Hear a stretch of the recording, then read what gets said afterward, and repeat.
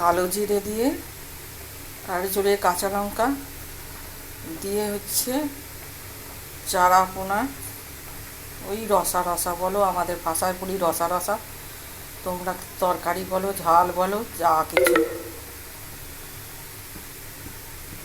এটা হচ্ছে রুই মাছ, রুই ছোট রুই আর কি, ছোট রুইয়ে কালো জিরে দিয়ে আলু দিয়ে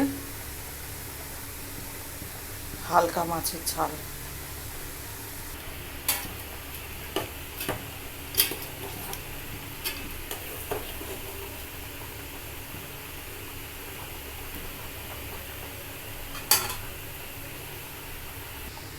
কেমন হয়েছে তোমরা একটু বলো, কেমন দেখতে হয়েছে।